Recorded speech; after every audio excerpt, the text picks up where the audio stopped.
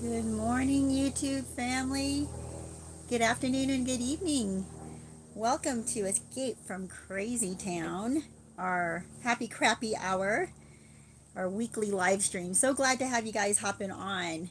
It is an absolute craziness right now where, if you're in the midst of it, you're probably feeling, I'm sorry, I'm not laughing at that part, you're probably feeling really miserable. And today I want to pull you out of that misery. I want you to see that life is not completely as bad as you might think it is, and you have to get off the crazy train. Part of why you're feeling so down is because you're imagining that the narcissist is having the time of their life, right? You're imagining that the new supply is getting everything you've ever wanted and that the narcissist cannot be happier. But the reality of it is a lot of times the narcissist moves on to another narcissist. It's so absolutely crazy. I know that there are a lot of times that it seems that the narcissist picks exactly the same kind of person over and over again, but in actuality, they do mix it up. They will go from a person like you and then go do a 180 to somebody else who's like them. And that is the hilarious insanity of it, you guys. It's amazing that they will pick someone that they think is going to be a complete change for them. But in reality, it's not a change for them. It's more, oh, hold on, you guys. Let me see if I need to change something here. It's more of um, an excitement or a switch up for them. They think that, okay, I'm going to choose somebody completely different. But what they're drawn to a lot of times is someone a lot like them. They will be drawn to somebody that they think is outgoing and a life of the party and completely understands them. And what's happening is they're getting played by another narcissist. And that to me is hilarious, actually, because I mean, I know it sounds terrible, but you know, karma comes around. So I'm not going to apologize for that. Karma comes around. Whatever you dish out, you're going to get back. And there are consequences to your actions, to their actions, to how you behave and how you treat other people. And, people talk about the law of attraction. Well, this happens to narcissists too. They will attract other narcissists because when two narcissists get together, they're going to think like, wow, they're just kindred souls. How is it that they despise the same people, right? And how is it that they gossip? How is it that they enjoy so much of the same things, and how is it that they have the same passions, right? They're just hitting on every cylinder, and they think this is my person. And the hilarity of it is they're each playing each other, and we're on the outside. Thank goodness we are saved from this freaking train wreck. We get to be on the outside, and at first you might think, oh, why can't I be part of this big, explosively passionate, fun, active life that they seem to be portraying? Well, they're putting on a show for everybody. Each of them is putting on a show for their own audiences. Each of them is putting on a show for their own fan clubs. And if you are watching them, you're going to start imagining that they're having this beautiful, wonderful life. But what's going on is that they are love bombing each other. That is the hilarious part. If you are more awake, if you are able to, I know it's hard to extract your emotions, but if you can sit back and just watch them as if you know the inside script. You know what's really happening because you've been behind closed doors with at least one of them, right? You know what that one person is like. Your ex-narcissist, right? You know what that person is like. So can you imagine two of them going at it behind closed doors. I mean, they want to make it seem like they're having the best sex of their life, they're having the best passion of their life, they're having the most adventures of their life, and it may start off that way for the first month, possibly, right? Because they're love bombing each other, you guys. They're love bombing. They are gaslighting and love bombing each other. And by gaslighting, I guess what I mean is that they're putting on a show, and every time, and they're each they're each being played and manipulated in a way that they don't even realize it. So they each think that they're the one in control, right? They each think that they're the one who is the most important in the relationship. They each think that they're the one that is the most special person and ingredient in the relationship, and that is the one that makes the relationship magical. So they don't value the other person as much as the other person thinks, each of them, right? And that, if you sit back and you watch this unfold, you're going to see little signs. And I'm not suggesting you ever really watch them. I know, having seen a couple of narcissists in my lifetime, when they cannot stay away from each other.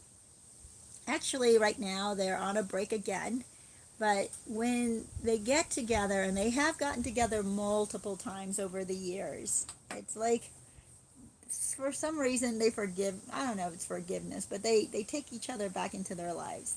It's like they need each other, because everybody else gets tired of them. Everybody else is sick and tired of their stupid games and their lies and their manipulations, and just how awful they are. They'll put up with them, but they don't want to invite these people back into their life. So the narcissists end up back together again.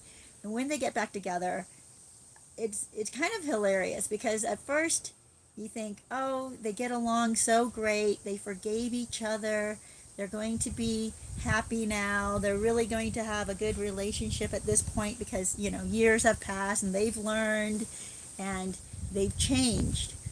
But the funny thing is, they don't change, and each of the other one thinks the other one has changed. I've had this happen to me, where one of the narcissists had tried to guilt me into letting the second narcissist back into my life, and telling me that I'm not a good person for not forgiving, I'm not a good person for not getting back together and meeting up with this other, the second narcissist. And I'm like, we don't even live in the same town. We don't even live in the same state. There's no reason for me to ever get back together or hang out with that narcissist, even if that narcissist invites me to stay at their house, right? And which has happened. This is what happened. I turned it down. When I went to visit the same city, I was in the same city as the second narcissist, I refused to stay at the same house. And the first narcissist decided that I was a bad person because I didn't forgive. And I was like, no, I have other options. I have other places I would rather stay. I have other people I would rather visit who actually are much more pleasant people and get along with me great. And we have the same family structure. So our husbands get along, our kids get along, we get along. Why would I want to go hole myself up at the narcissist's house where we have nothing in common, right? Anyway, here's the deal. So the second narcissist, I was being told, has changed, is so different now. And even another, how do I put this? Is it a fan club or a flying monkey? I don't know. Maybe a flying monkey of the first narcissist was trying to tell me, oh yes, the second narcissist has changed. They're so much nicer now. You should talk to him and see, and you'll see for yourself. Well, you guys, I'm not one to bend to guilt. People can try to guilt me all they want and make me try to tell me I'm a bad person. I'm like, okay, well, if that's what makes me a bad person, your opinion of what you want me to do, that you want to control me, you want to manipulate me into doing what you think is the right thing, and you want to put people in my life that I know is a danger. No, I'm not going to fall for that. I'm not going to bend to that. That's ridiculous, right? So I was like, okay, whatever, just let them be. Let them have their opinions. And then here's the deal. 2 years later, um, narcissist number one finds out that narcissist number two has bought a new place, a new house, and moves out of her house, actually, right? So he was staying at her house rent free, using her, and while he was using her, he was really nice to her. And that's what fooled narcissist number one into thinking that narcissist number two had changed. He was totally playing her so that he could get free rent. Well, after living in her house rent free for, I think it was 4 years, it was insane. Having done hardly lifting a finger to do any changes in the house, to do any maintenance at all. Just, it was horrible. Anyway, he goes and buys himself a house because he saved so much money living rent free for 4 years. He saved so much money. He goes around town bragging to his friends that he saved tons of money, that he has all this money. Because that's how narcissists are, right? They want to make the impression or give the impression that they're rich and successful and have money because they're so wise with money. They're so clever and smart. When in actuality, they just cheated somebody else out of money, and that's how they got money. So he saves up a ton of money for 4 years, not having to spend a dime in rent or utilities, by the way. So yeah, she paid for his utilities and mortgage of her own house, and she wasn't even living there. So he got to have the whole house to himself. Every time she tried to rent out a room to other people, he'd chase that person out. As we know, right? As we know, nobody can live with a narcissist. So after he buys himself this house, he doesn't even tell her where it is. She didn't even know that he bought a house until he started moving out. And then she finds out he bought a house, and she talks to him about this. I don't know how that meeting went, but you can imagine it was probably a confrontation. It was probably rude. It was probably a fight. And he tells her that she is not welcome in his house. She is not welcome to come see him. He doesn't want anything to do with her anymore after using her for 4 years. And here she was 2 years earlier telling me how much he has changed, how horrible of a person I am, that I did not let him back into my life. Why don't I go visit him when I'm in the same town? And I'll tell you, I was like, why? Why would I visit somebody I have nothing in common with, and nothing that we share life with? We have nothing. So, I mean, we have maybe some mutual friends, and that's about it. So I just didn't see the point of inviting somebody back in my life. And not that he had done anything to me, by the way. He had done things to other people that I was aware of. For instance, he had beat his first wife, and I know his first wife. And his own children hated him. But they loved him in that he was their father. So they were willing to put up with him. But they were not going to have him live with them. They did not want that. They knew that if he moved in with them, he would destroy their marriages. So I knew all of this, and I'm thinking, why would I want that kind of a person back in my life? Even peripherally, even as an acquaintance, it just made no sense. Unless I had to be involved in his life for some reason, if we owned property together, or if we shared children, or if we, I don't know, had family functions or something like that, and we had to see each other. Okay, that's one reason why I would have to. But if none of that exists, why bring him in, right? So you guys, here's the deal. When two narcissists are together, they are playing each other. They are on their best behavior, just like these two narcissists. They put on a show for each other because they needed one another. Now you might ask, why did narcissist number one need narcissist number two? Well, because narcissist number two loved to gossip with narcissist number one. Narcissist number two loved to pan and smear the other people in narcissist number one's life. So narcissist number one appreciated that, right? So narcissist number two always seemed like he was on her side, always seemed like he agreed with everything she said whenever she smeared their mutual friends or their family members or their, just people they knew together. Narcissist number two just jumped on board and smeared along with narcissist number one. That's why they got along. That's why narcissist number one needed number two. And number two, by the way, was on his best behavior with her because he knew he needed a rent-free place and he was making out like a bandit. He could save all of his money and buy whatever he wanted, do whatever he wanted with it, and she somehow, narcissist number one, put up with that. She just assumed that he just didn't have as much money. He played it off like, oh, I'm broke, I don't have any money, I only have this little bit of retirement or whatever it was he had, and it turns out he has actually multiple properties now. He has a property in another country, he has a property here now, and she is not welcome. So you guys, narcissists do not change, first of all. Second of all, narcissists will use each other. And it's, I feel kind of bad because I know narcissist number one better.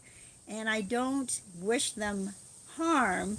But at the same time, I just go, what the heck? You guys keep bringing this on yourselves. Why do you think it's okay to be so hateful towards other people? And then you find out that you're getting used by, why is it okay that you push other narcissists on unsuspecting people? So you guys, when you see a narcissist move on with a new supply and you think, oh my goodness, I'm missing out, they're having so much fun, how come I'm on the outside? Count your blessings. You are blessed to be on the outside. Well, you guys, let me see what's going on here. Good morning, John. Good to see you here. And Obi-Wan, good to see you. Says, my happy for the week was I kicked my current narc to the curb yesterday. She tried the silent treatment and I played Why Narcs Go Silent on YouTube and she left. Wow. And Jennifer, good to see you. Have you experienced when the two narcissists gang up on someone? Yes, I have experienced that, and that is not funny, okay? I get that part. I'm not laughing at that part at all. It is horrible. These two narcissists have frequently ganged up on other people. And here's the deal. If you are not aware of what a narcissist is, if you're not aware of their manipulations and their bitterness and their just how evil they can be, you will get crushed. And these people did. They were hurt.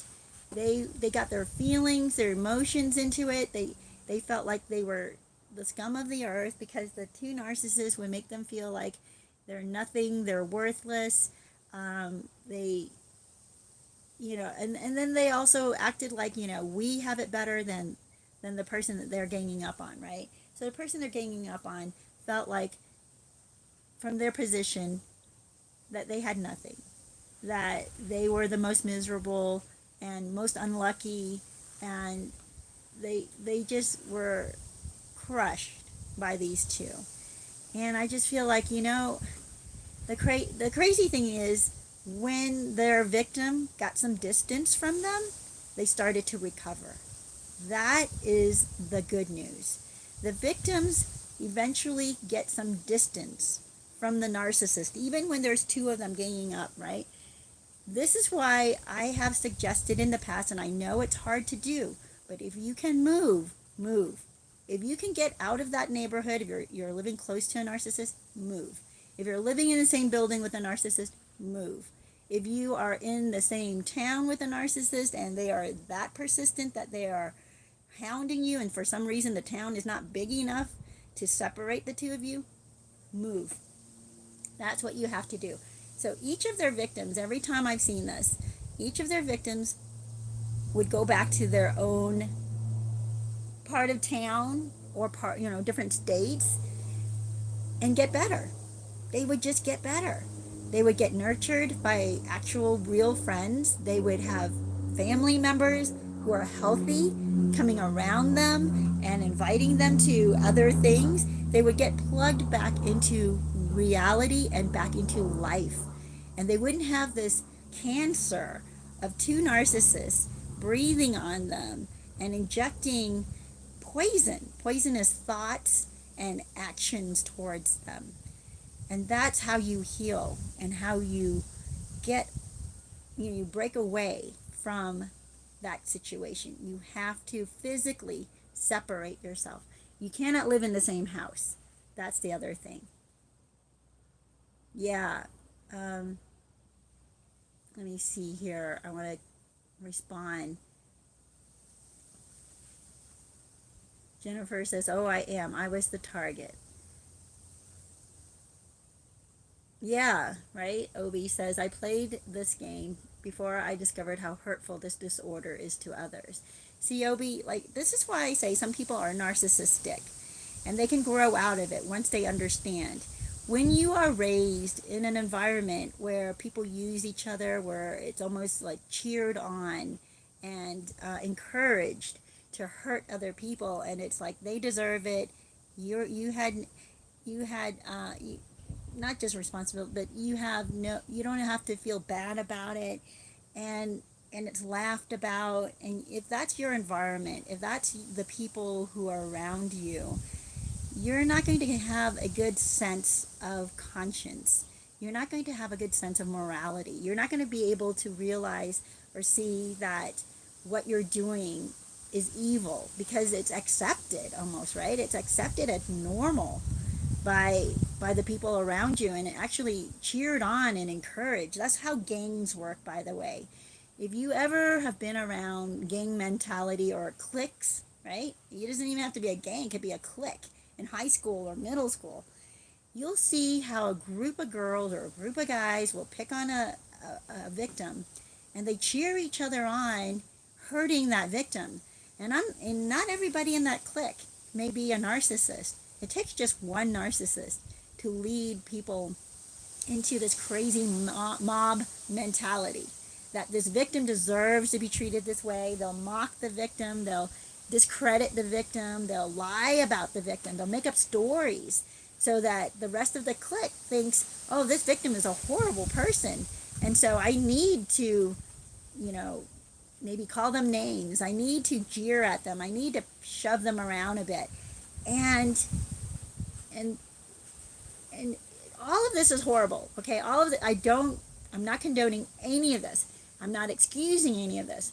But what I'm saying is sometimes people, a lot of times actually, grow out of this clique when they start to recognize that, holy cow, what am I doing? Once they separate themselves from that clique, like when you graduate high school, right, and you get plugged into the real world, and the people around you don't act like the clique you used to hang out with, you start to go, what the heck? You start to feel shame, actually, right, and guilt.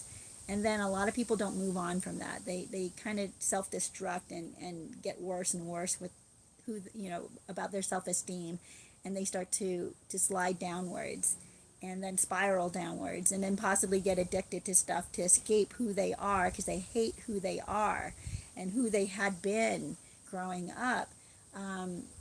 And then out of that comes a lot of more emotional and psychological damage that keeps them from maturing, keeps them from growing and healing. This is why I do this channel, because I want people to see that, look, you made mistakes in the past. You can move on. You can actually heal and forgive yourself. I mean, if you can go back and rectify stuff, go and do that. But if you can't, like say you hurt somebody way back in middle school or high school and you have no idea where they are now, say a prayer for them. If you're not Christian or religious, send them well wishes. Like, put it out there. Like, send them good juju, Um, say a blessing for them and for of healing.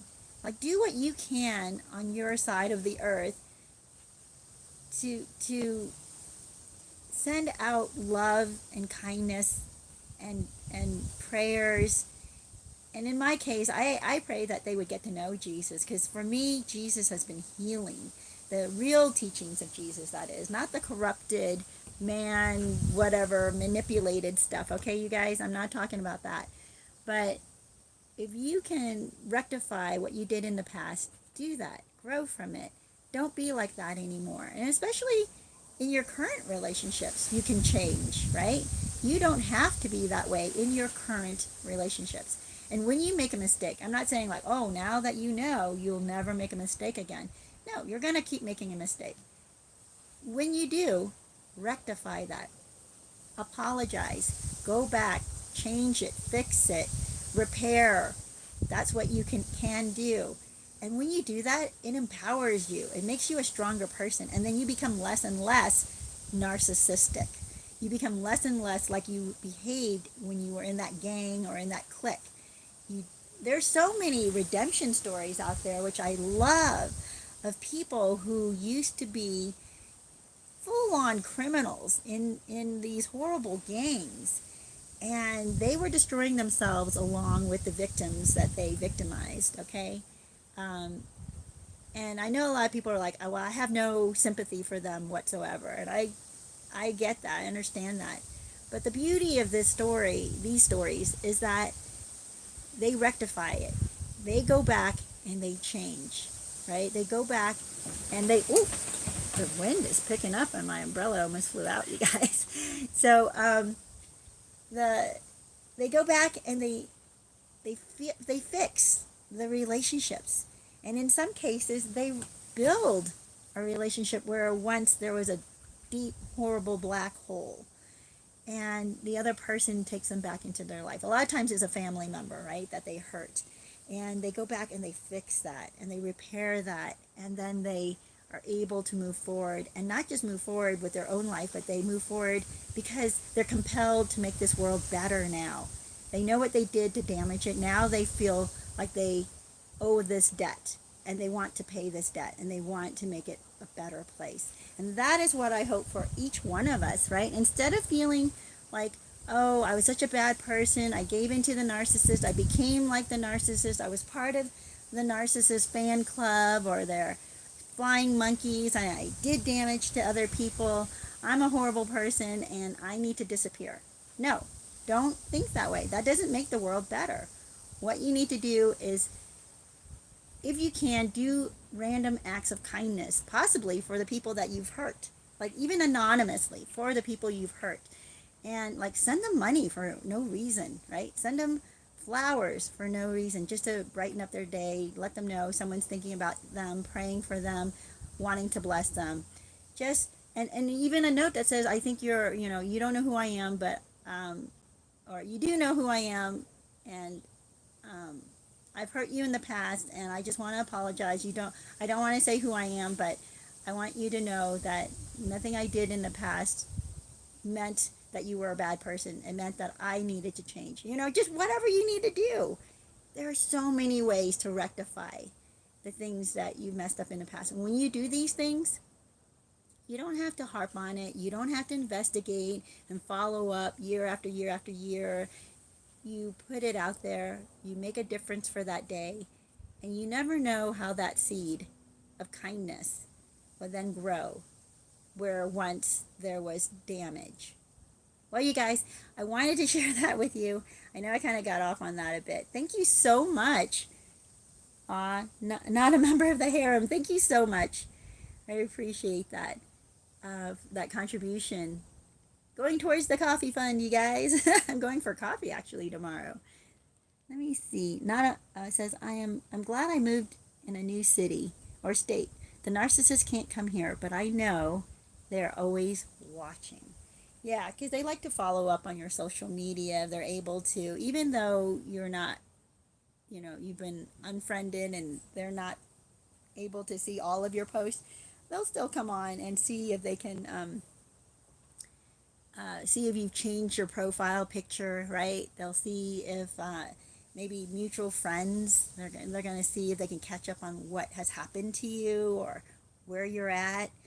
Yeah, they're interested. They're interested to know for several reasons. One is so they can see if they can inject themselves back into your life, number one. Number two, possibly they just are jealous of you and they want to make sure you're not doing as well as they are.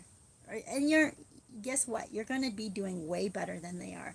They're not doing well. If they're checking on you and wanting to know how well you're doing, they're not doing well. So just let them do themselves, right? Do them, and you move on with your life. Who's this? I have to look closely in my phone because of the glare. Jennifer, good to see you, says, yeah, social media stalking is just awful, especially when they try to manipulate you through it, pretending to be someone else. I know they see you as their property, but still, sigh. Yeah, they do. They do see you as being an extension of them, as part of them, and they don't want to let go of that. They know that at one point you worshiped them, right? At one point you thought they were the best. At one point you were really good supply to them. And they possibly want that back. And as we know, as a narcissist ages, they just get worse and worse. And not just worse and worse, but they get less and less desirable, right? And they're not going to have as many options for new supply as they once had. So a lot of times they do go back to old supply because of that. Never ever go back to the narcissist, because they'll see you as having aged and not as good as you used to be, and they'll let you know that. They'll make sure that you know that the status that you once had, I mean, even though they discarded you eventually, but even the high status you once had with them is never ever achievable again. They're not going to allow that. So here's the deal, though. I want to get back onto our topic for those who are wondering. And actually, it's kind of a bit of hope and a little bit of lightening for, how do I say? It's like some elevation for your soul to know that when the narcissist picks another narcissist as their new supply, they are now getting a dose of their own medicine. It is so, I want to say, refreshing to us, because for one thing is they are not focused on us. We're no longer the target. Now they are the target of another narcissist of the new supply, right? They're being played. They're getting love bombed. They're getting the future faking.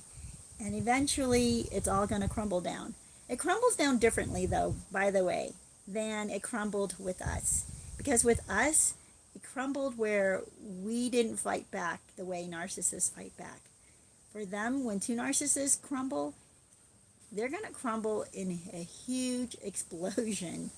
And they're going to do everything they can to destroy one another.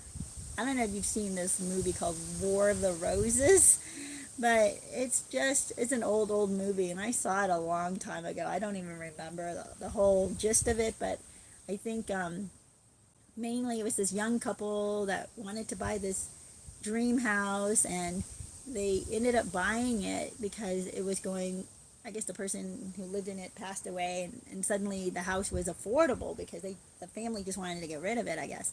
So they buy it, and it turns out it's a total dump. It's completely fallen apart, and now the two of them have to try to fix the house, and they end up fighting about everything. Anyway, bottom line is these two destroy not only the house, they're destroying the house and trying to destroy each other. So this big beautiful house that they were putting back together, they were refurbishing, they destroy in hopes of hurting one another. And that is what narcissists do. They will blow up each other's world, each other's assets, each other's finances, each other's homes, each other's relationships, families, in order to hurt the other one.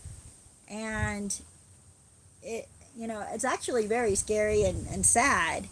But if you are not there anymore and you can't escape all of that, just run. Those movies where there's a big explosion and it's like pushes you off of your feet, it knocks you off your, run as far as you can from it. That is what it's like when two narcissists get together. At first you think, oh, they bought a house together. Oh, they're starting a family together. Oh, they're moving to, a nicer neighborhood together. They got a new car. You're just seeing pictures of them on vacation, and you're thinking, how beautiful and how you wish that was you. But then, when it explodes and comes crashing down, you don't want to be there. You just don't. And, uh, yeah. There are a couple of narcissists that I know that I'm just about certain. I know that they're not together anymore. That's for sure. Because yeah. But they pretty much ruined each other's chances. Oh, that's the other thing. These two narcissists had people that loved them. Okay? They're a younger couple. They had people who loved them. One was married. The other one was in a serious relationship, about to be engaged. Actually, they were already looking at rings and deciding, to get engaged. And, well, these two got together. The guy who was married and the woman who was getting engaged. Because you know how narcissists are. They're not forgiving people.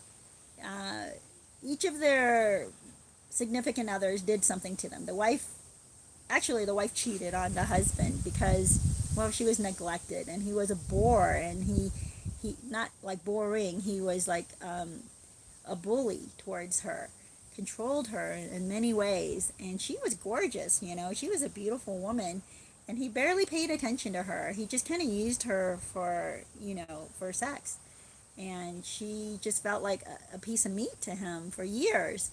So she ended up having an extramarital affair. And this other guy treated her well. I'm not a proponent of cheating, by the way. Not at all, not at all. But she wanted to come back to him. I mean, she still cared about the guy who wanted to take her away from that abuse. But she wanted to make her marriage work because they have kids together, right? And because her husband already started seeing narcissist number 2, the one who was engaged, but then was having all kinds of fights, continual fights with the fiance. Fights that she would pick on, like she was demeaning towards him. How do I know they're narcissists? Okay, he was never good enough for her. She kept telling him she picked on his appearance. She kept telling him how ugly he was. I'm like, okay, this is your fiance. Why do you keep telling him how ugly he is? Why do you keep telling him that he doesn't know how to dress? Why do you keep telling him, whoa, my umbrella just about lifted again. Why do you keep telling him that he doesn't measure up to the other guys, or even her ex-husband, right? So she's also divorced. Why do you keep telling him and comparing him to your ex-husband who left you for actually 2 other women and got one other woman pregnant while you were still married? Why are you comparing your fiance to that guy?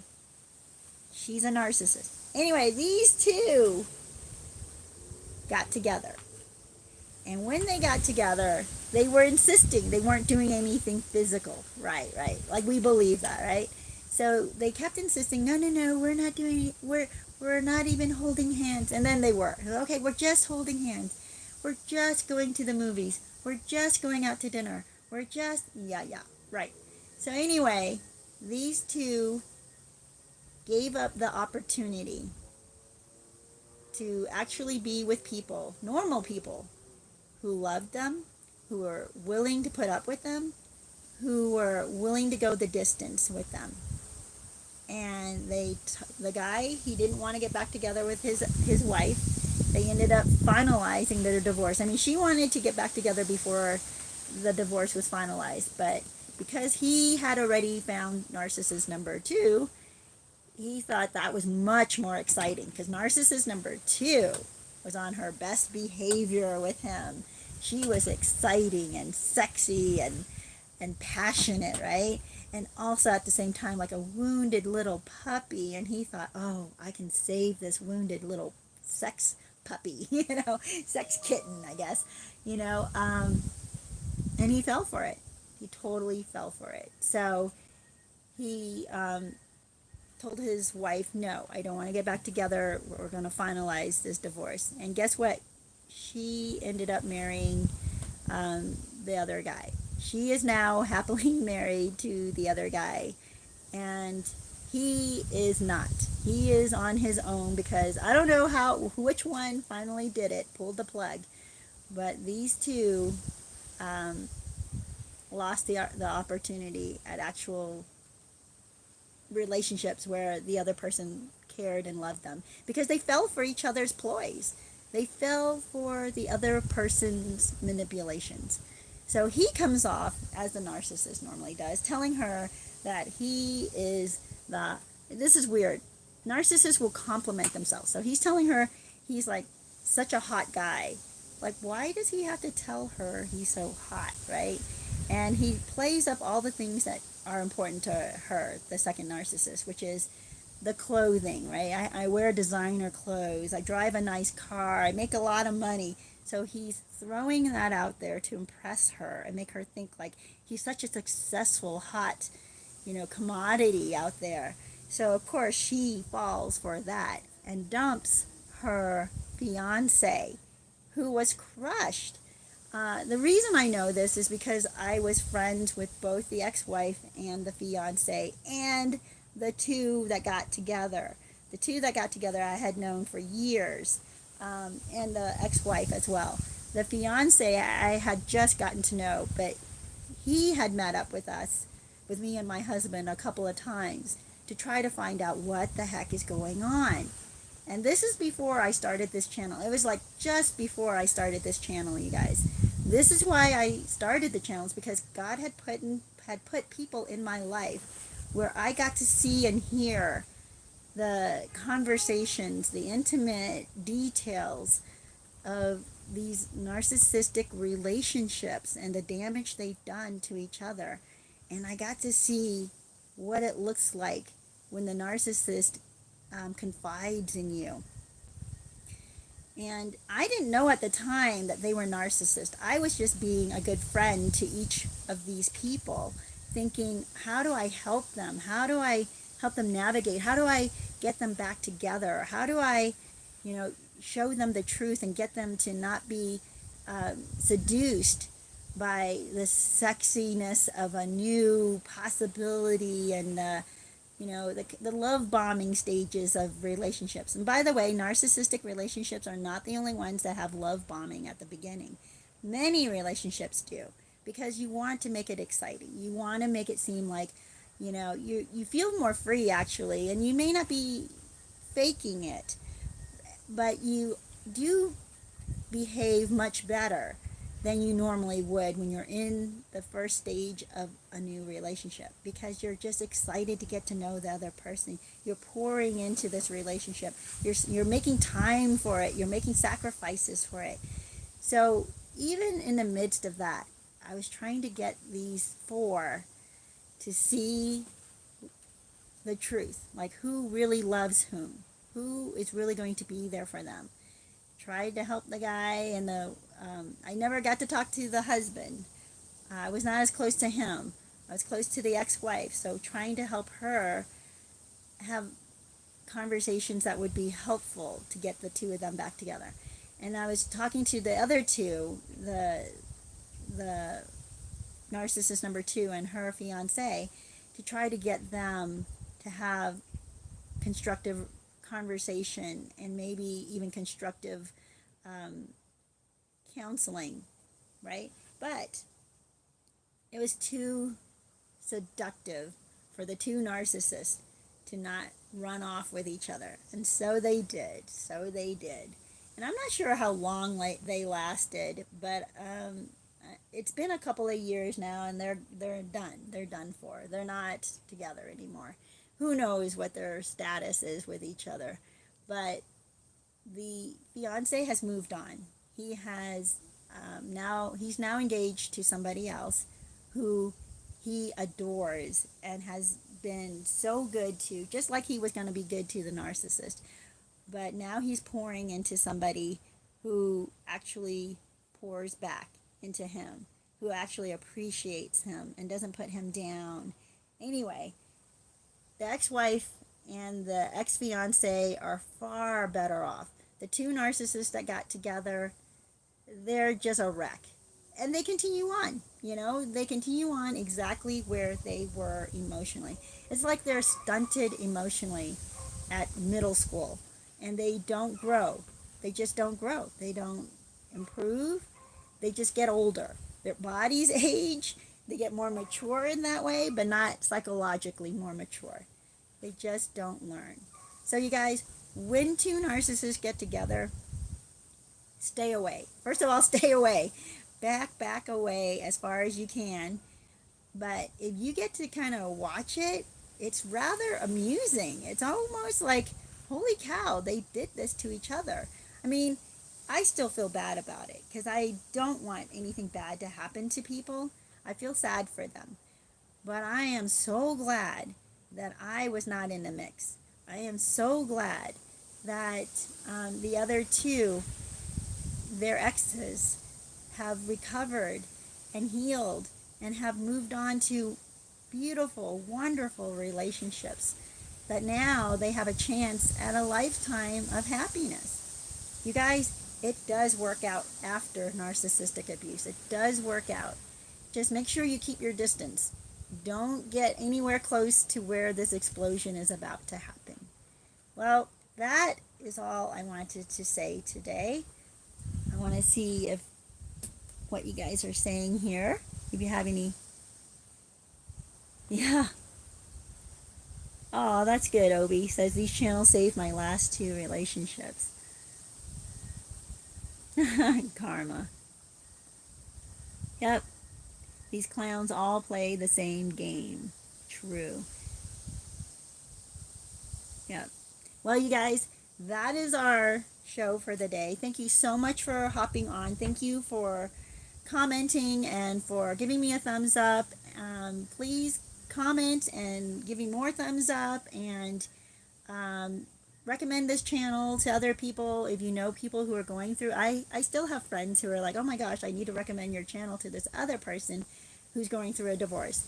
And I'm telling you, it does help other people when they start to understand the trauma that they're going through. They're not alone, and others have gone through this before them and have healed, and there is light on the other side. There is goodness and hope and light on the other side. So you guys, God bless you guys. Watch a commercial once in a while. That would totally help me. I appreciate it. Also, thank you for the donation. Not a member of the harem. Is that what it is? Yeah, that's great. Thank you so much.